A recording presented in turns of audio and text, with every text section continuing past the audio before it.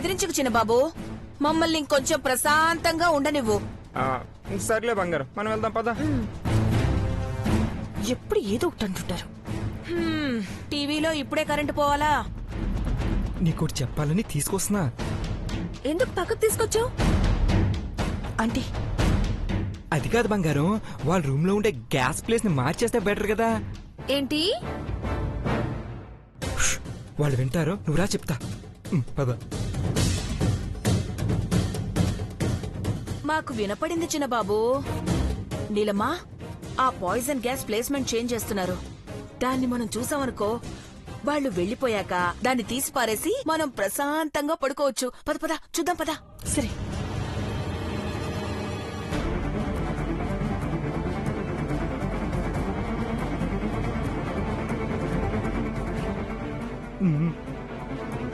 ఎక్కడంటే వీళ్ళు? రూమ్ లోకి వచ్చారు కదా, ఎక్కడ లేరేంటి? వాళ్ళు బాత్రూమ్ లో దాక్కున్నారనుకుంటా. వెళ్ళి చూద్దాం పద. రా. బాత్రూమ్ లో ఎందుకుంటారు వాళ్ళు? చెప్పాను కదా లేరని. ఎక్కడుండుంటారు?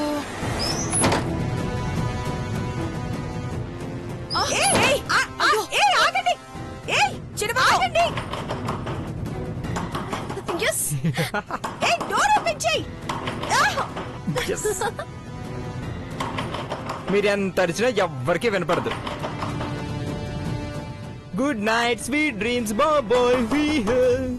పద. మరి డోర్ ఓపెన్ చేయి. తలుపు తీసిన బాబు.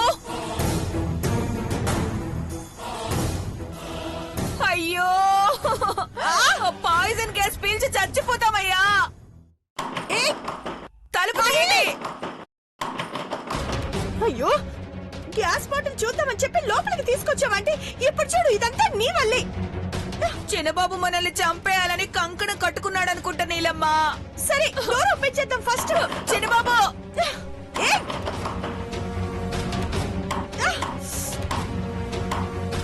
అయ్యో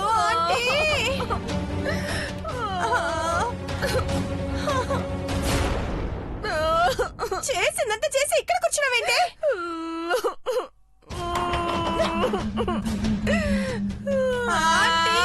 ఏదో ఒకటి చెయ్యండి. చిన్నబాబు.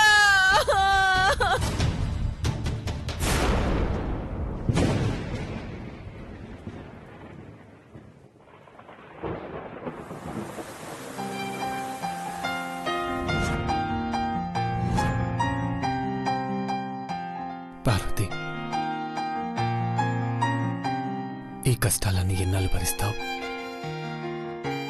ఏ సుఖం లేకుండా జీవితం గడుపుతున్నావు.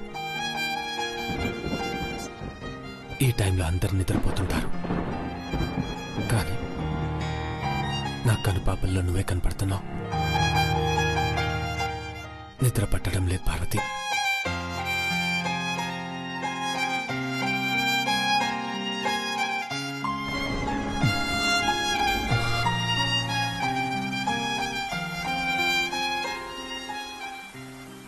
విండోస్ క్లోజ్ చేయలేదనుకుంటా.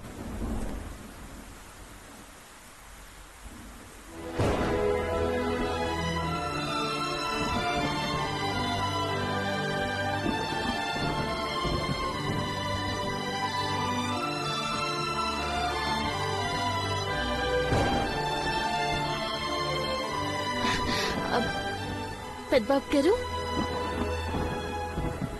పెద్దబాబు గారు. పార్వతి, బయట వర్షం పడుతుంటే కిటికీ కాడ నించుని ఏం చేస్తున్నారు? నా పక్కన నువ్వు ఉంటే బాగుంటుంది అనుకుంటున్నాను పార్వతి.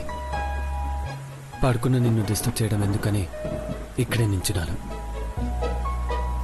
ముందు కిటికీ వేయండి పెద్దబాబు గారు. ఈ గాలికి జలుబు వస్తుంది, జ్వరం వచ్చినా వస్తుంది. ఉండనివ్వు పార్వతి. జలుబు వస్తేనైనా దుప్పటి కప్పుకొని నాతో పాటు నువ్వు కూడా ఆవిరి పీలుస్తావు కదా. ఏమైనాది? ఎందుకిట మాట్లాడుతున్నారు? నేను బెడ్ మీద పడుకున్నా ముళ్ళ మీద పడుకున్నట్టే ఉంది పార్వతి. నువ్వు కింద పడుకున్నావు, నన్ను దూరంగా పెట్టేశావు. నాతో సరిగ్గా మాట్లాడట్లేదు కూడా. పెద్దబాబు గారు, ఎందుకిట బెట్టు చేస్తారు? ఆరోగ్యం జాగ్రత్తగా చూసుకోకపోతే నేను సరిగ్గా చూసుకోవట్లేదని చెప్తున్నారు. పార్వతి, నువ్వు ఈ గదిలో ఉన్నావు, దూరంగానే ఉన్నట్టు అనిపిస్తుంది. అందుకే బాధేస్తుంది.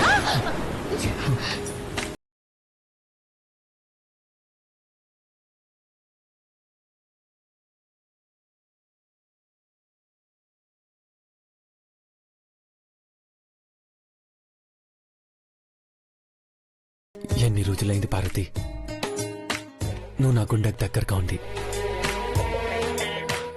పెరుగు పద్ద పర్లేదు,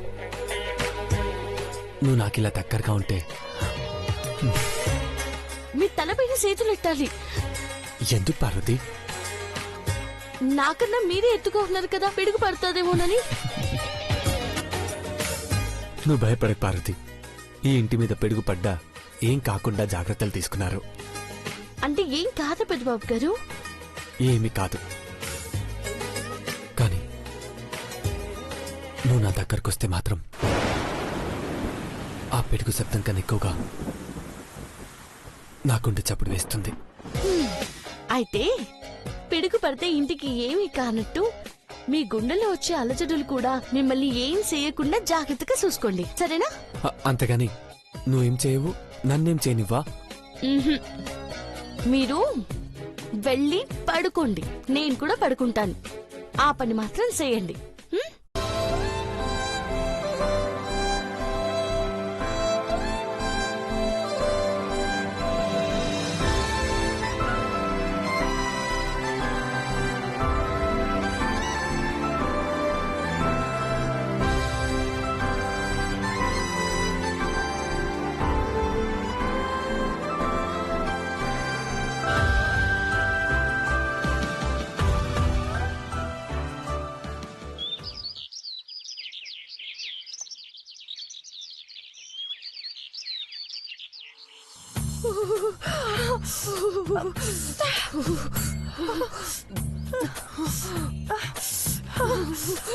ఆంటీ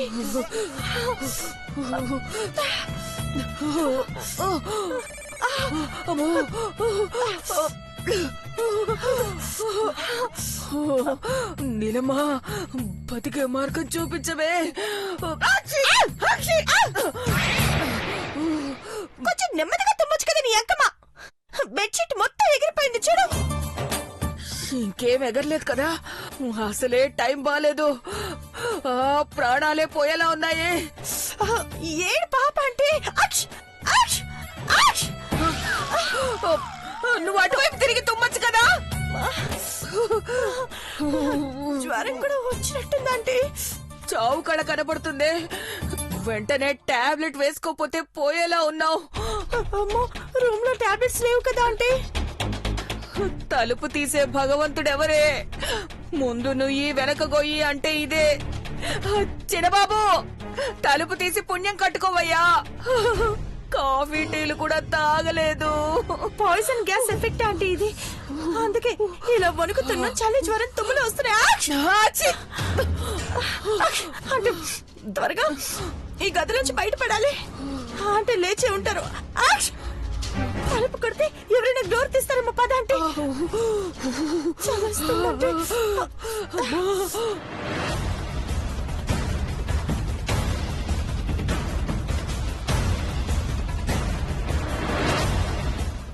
తలుపు తీయండి, తలుపు తీయండి చిన్నబాబు. అక్క, బావగారు, ఎవరైనా ఉన్నారా?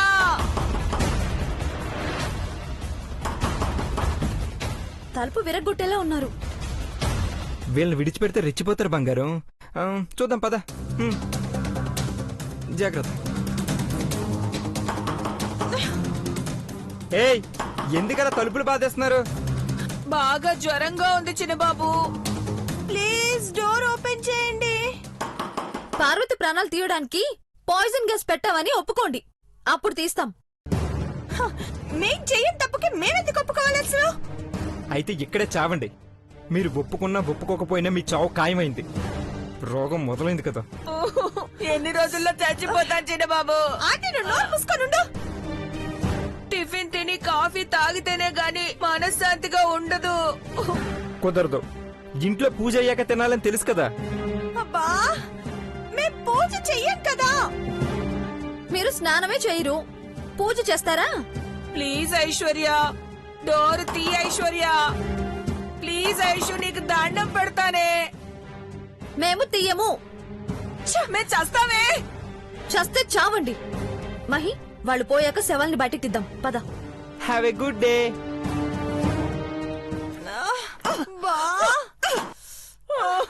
ఇప్పుడేం చేద్దామే నీళ్ళు? చెప్పారు కదా చావమని. అంటే చావడం ఖాయమా? ఆంటీ ప్లీజ్ ఆంటీ, చిరాకు తెప్పించుకో. ఇక్కడ నుంచి బయట పడితే ఆ పార్వతితో పాటు ఐశ్వర్యను కూడా లేపేయాలన్నంత కోపంగా ఉంది నాకు. ఆంటీ, చిన్నబాబు, అంకుల్. అమ్మా, ఏంటంటే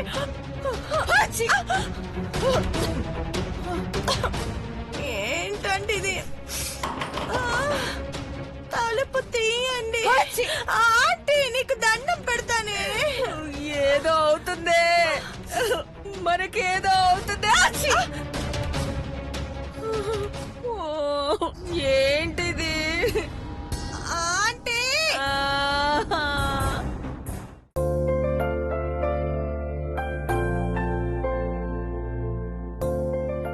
మహి, అమ్మ వాళ్ళు బయలుదేరారా? On the way bro. గుడి నుంచి ఖడ్గం తీసుకుని స్టార్ట్ అయ్యారు.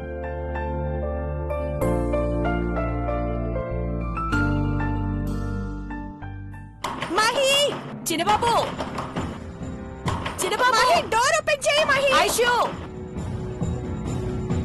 వీళ్ళ న్యూసెన్స్ ఎక్కువైంది. సైలెంట్ గా ఉండండి. డిస్టర్బ్ చేస్తే పూజకు భంగం కలుగుతుంది. అయ్యా చిన్నబాబు, మేము స్నానాలు చేసామయ్యా. రెడీ అయ్యా మహి. తలుపు తీస్తే బయటకు వస్తాము. అలా అంటే తెరుస్తారా? పూజ కదా, తలుపు తీస్తారు. మనకి చలి జ్వరం వచ్చినట్టు ఆంటీకి అనుమానం రాకూడదు. జ్వరం కనపడదు గాని తుమ్ములు మాత్రం రాకుండా ఆపలేం కదా నీళ్ళు. బా, మేనేజ్ చేయక తప్పదంటీ. నువ్వు ముందు తలుపు కొట్టు. చిన్నబాబు, మహి, తలుపు తీ. డోర్ ఓపెన్ చేయి. చిన్నబాబు,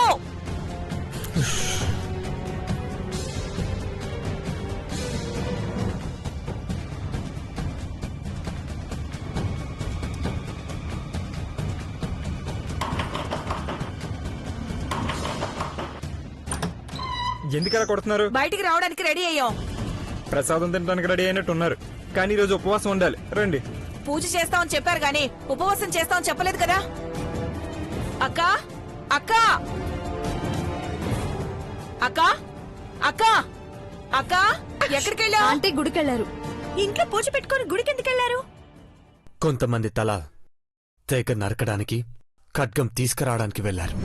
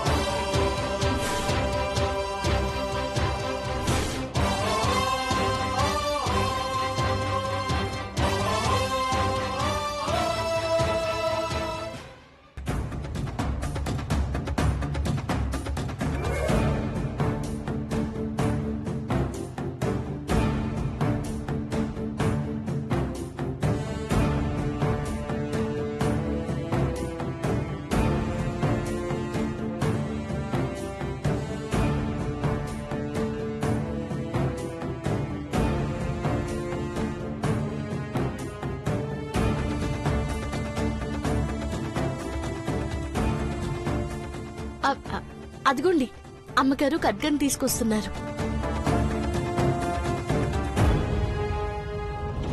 చాలా థ్యాంక్స్ ఆంటీ. ఆ ఖడ్గం నా కోసమే తెచ్చి పెడుతున్నారు. నీలమ్మా, నీ పెళ్లిలో ఈ ఖడ్గాన్ని పెట్టే మంగళసూత్రాలు వేయించారు, గుర్తుందా? అవునాంటీ. పెద్దబాబు, ఈ ఉత్సవాలు మొదలయ్యేలోపు వీరభద్రస్వామి నీకు చూపును ప్రసాదిస్తాడని మనస్ఫూర్తిగా నమ్ముతున్నాను. అలాగే వీరభద్రస్వామి వరప్రసాదంగా వచ్చిన ఈ ఖడ్గం తరతరాలుగా ఈ వంశాన్ని రక్షిస్తుంది.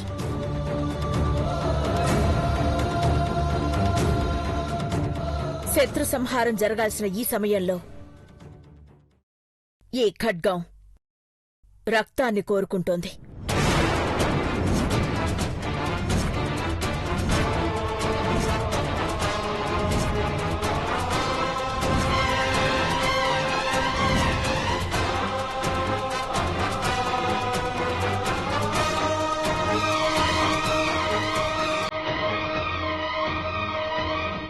ఈ ఖడ్గాన్ని తీసుకెళ్లి అమ్మవారి దగ్గర పెట్టు.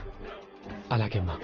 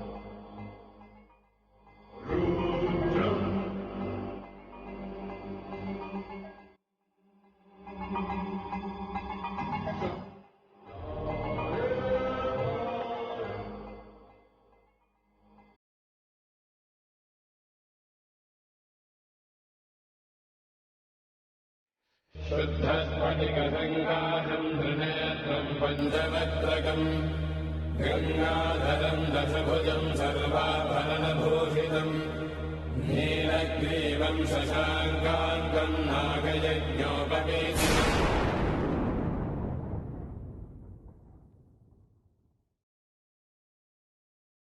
ఖడ్గాన్ని అక్కడ పెడితే ఇక కొబ్బరికాయ కొట్టి మంగళహారతి ఇవ్వడమే. పూజ ఎలా చేయాలో తెలియని వాళ్ళు మధ్యలో మాట్లాడకూడదు.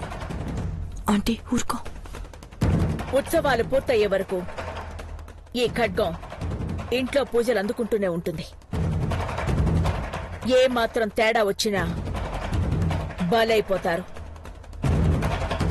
జాగ్రత్తగా ఉండండి. అమ్మా ఐశ్వర్య, పార్వతి, పాటతో పూలతో అమ్మవారిని స్తుతించండి.